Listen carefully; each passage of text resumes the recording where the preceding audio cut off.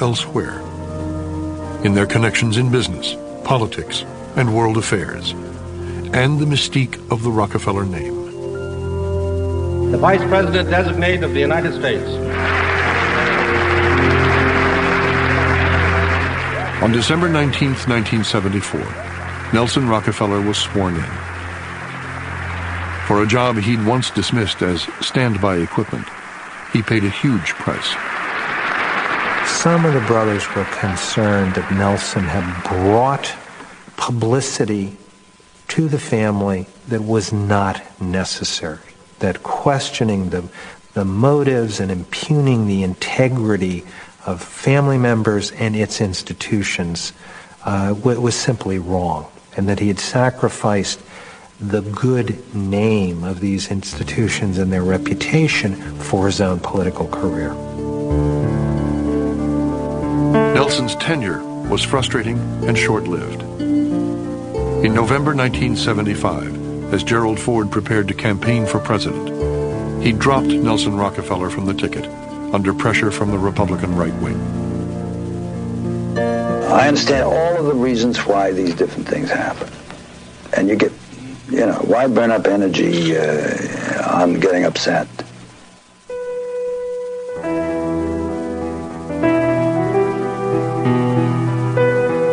He went back home to New York, never gave another dime to the Republican Party, never made another speech on behalf of anybody in the party.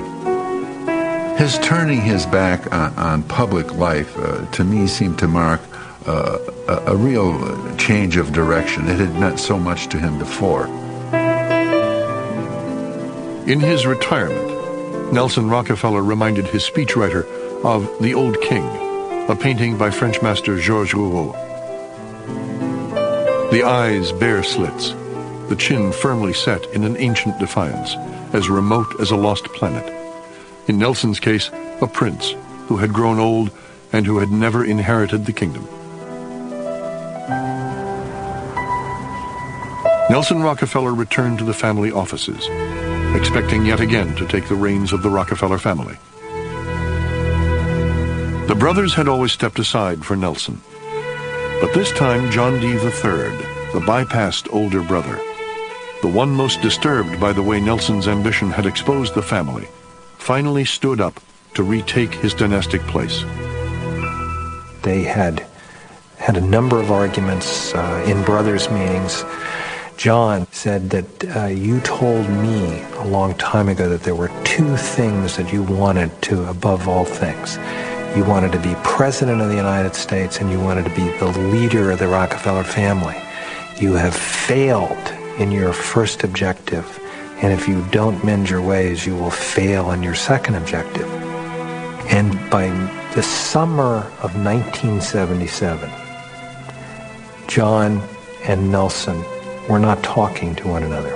John D. III and Nelson never had an opportunity to reconcile. John died in a car accident near his home in Pocantico in July 1978. His brother, Nelson, survived him by only 6 months. Nelson Aldrich Rockefeller was buried at the northwest corner of Pocantico,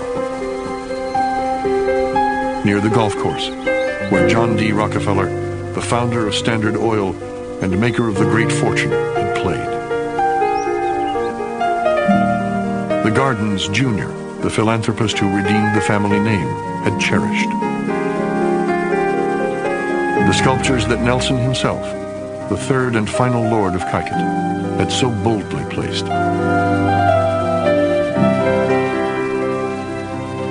For a century, the Rockefellers occupied a unique place as one of America's most influential and controversial families. 3 generations had left their mark on history. It would fall to a 4th to find a way forward. Why do we want to preserve this power? Why do we want to devote our lives to maintaining all these institutions that have been created by the family?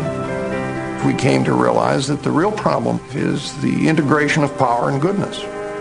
And that if the family was going to continue to work together, philanthropic commitments and values would be at the center. Everyone recognizes that not any one, and even not all of us, can do everything, obviously. But I think each of us has a drive to contribute in some way to that mission. It's a family which is very much trying to continue some traditions, at the same time starting others. It remains to be seen how well we do.